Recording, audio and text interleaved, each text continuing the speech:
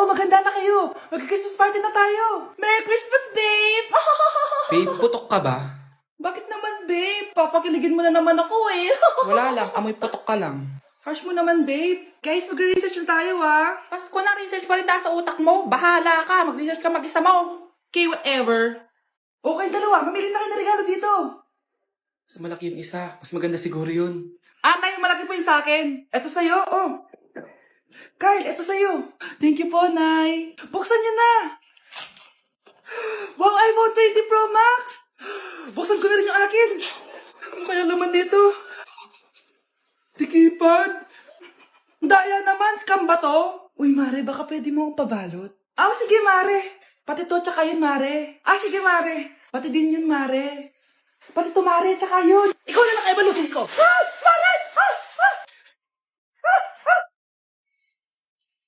Nay, sayo tayo yung ganun. Dali. Anong sayo-sayaw? Kita may ginagawa ko, di ba? Marami pa akong gagawin. Weh, paano kung bigyan kita ng pera? Pera? Oo, Nay. Basta sayo tayo. Mapaprank ko na si nanay. Ay, wala na palang gagawin. Tara na.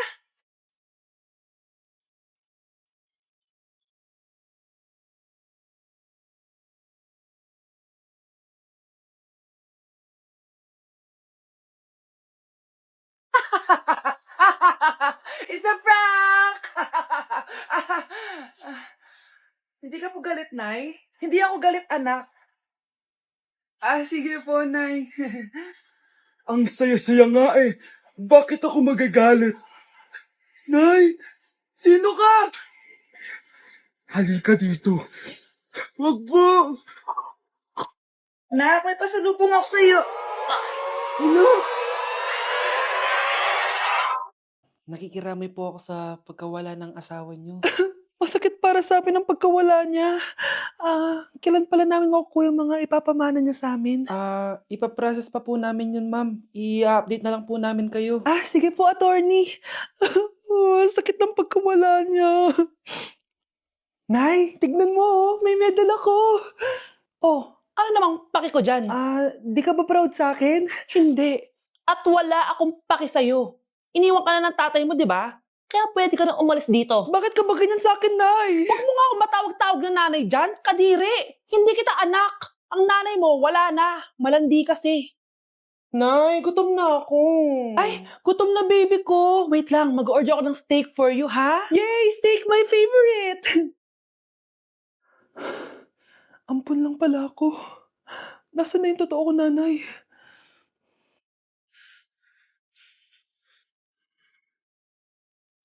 Tulog sila.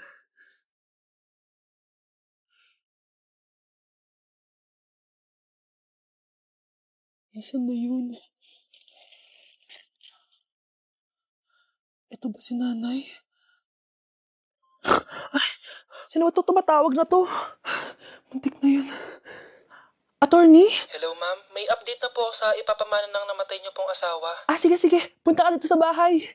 Sa wakas, ito na yung araw na pinakahihintay ko. Hoy, ikaw!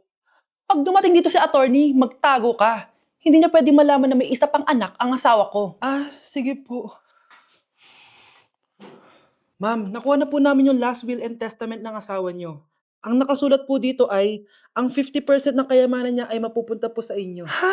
Mali ata yan, attorney. Dapat 100% ang mapupuntang kayamanan niya sa amin. Kami lang ang pamilya niya eh. Bali ma'am, ang nakasulat po kasi dito ay ang isang 50% po ay mapupunta sa isa niyang anak. Ano? Baka yan yung isa naming anak na nawala? Oo, sa amin na lang yan. Ako! Ako ang isa pang anak ni Ramon. Mga anak! Maganda ba? Mawawala ako ng 3 araw Nay, kailangan ba talaga tumuloy doon? Importante yun, anak. Minsan lang ikasal yung kumare ko, no? Tsaka sa Cebu siya gagawin, di ba? Shala. Basta, Nay, mag-ingat ka, Oo naman, anak. Huwag ka mag-alala. Siya na, alis na ako. Mga kapatid mo,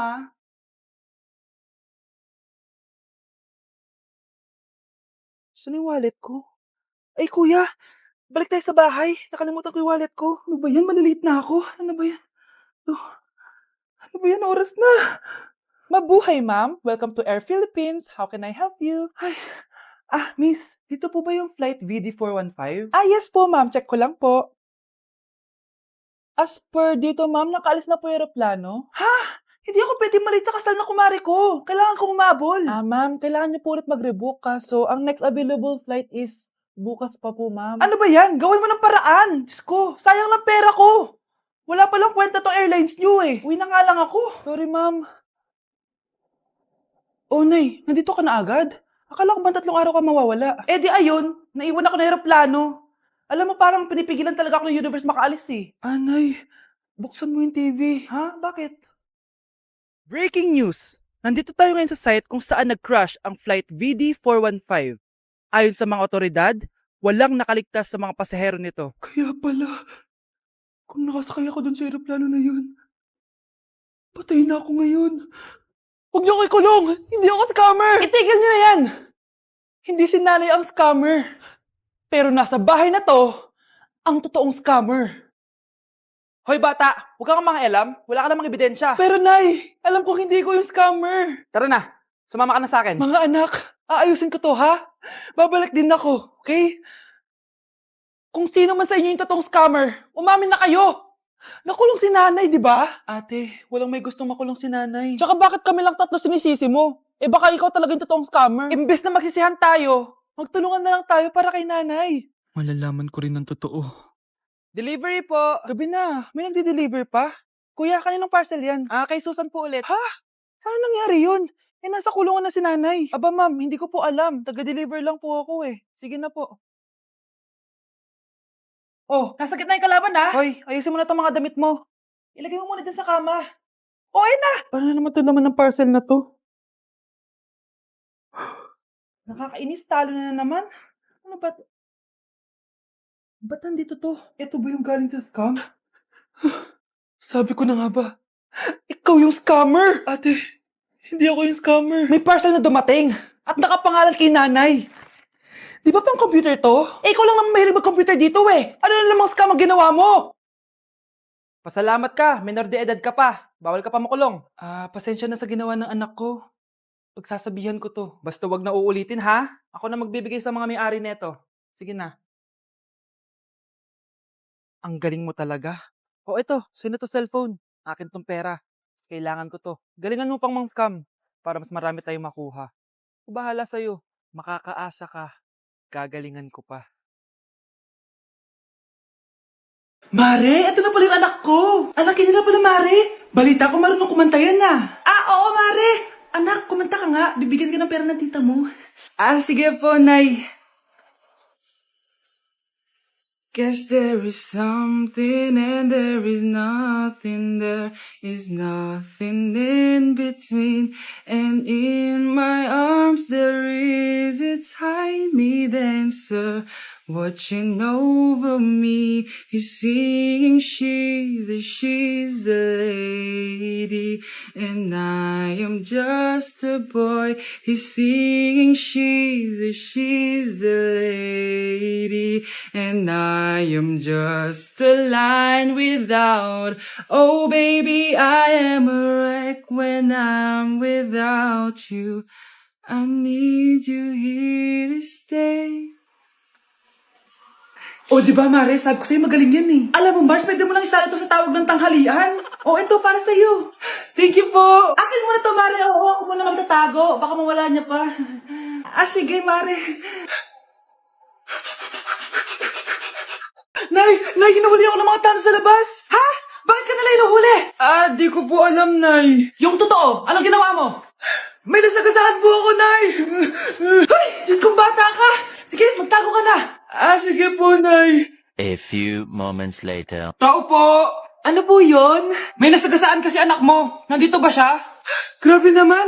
Kaso, wala siya dito eh. Para sigurado, pwede ba pumasok dyan? Sige. Sakit ang tiyan ko. O, di ba? Wala siya dito. Mukhang wala nga dito. Sige, alis na ako. Ano yun? Nandiyan ka lang pala, ha? Huli na kita! Teka lang. Ano ba nasagasaan niya? Nakasagasa siya ng langgam. Langgam? Seryoso ka ba? Bakit? May buhay din sila. May pamilyang naghihintay sa kanila. Oo, sige, huli nyo na yan. Total, puro kain at tulog lang naman ginagawa niya dito. Anak, maglinis ka nga dito. Mamaya na lang, Nay. Tinatamad pa ako. Hala, ano tong hawak ko? Cellphone mo? Sisirain ko to pag hindi ka pa naglinis. Sige, Nay. Maglilinis na ako. A few moments later. Nay, aalis ako. Gagala kami ng mga tropa. Kita mo to? Sisirain ko to kapag umalis ka. Sige, Nay. Di na po ako aalis. Manahimik ka dito sa bahay, ah. Anak, bigyan mo ako ng pera. Nay, wala po akong pera. Magsasalita ka pa? Alam mo na gagawin ko dito. Ito na yung ATM ko. Kuha ka na lang ng pera dyan. Mabilis ka naman palang kausap eh. Bawal ako gumala. Wala pa akong pera. Buti na lang may jowa ko. Nay, pwede ko pa papatayin jowa ko? Bawal na kayo magkita ng jowa mo. Sige, Nay. Papatayin ko tong halaman mo. Okay lang. Mapapalitan ko yung halaman. Mapapalitan mo ba tong cellphone mo? May pera ka ba? Grabe, ang pangit ko pala dati nung bata ako. Sino tong tumatawag? Hello? Scarlett, wag kang papasok bukas sa school ha. Ha? Bakit? Sino ka ba? Basta, sundin mo na lang ako please. Ano yun? Ang weird. Anak, hindi ka pumasok? Opo, Nay. Masakit po yung pagkaramdam ko eh. Pagaling ka, anak, ha? Anak, yung school mo, nasusunog. Nasusunog, Nay?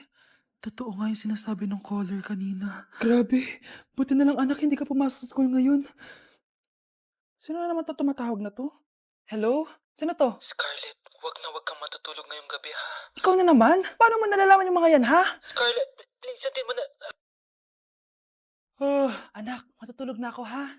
Ikaw din, huwag ka na magpuyat. Sige po, Nay. Tatapusin ko lang po itong pinapanood ko. Kung hindi ako matutulog, ano namang gagawin ko buong gabi? Matutulog na lang ako. Baka niloloko lang ako ng caller na yun. Nay! Nay! Gising, Nay! Ano nangyari, anak?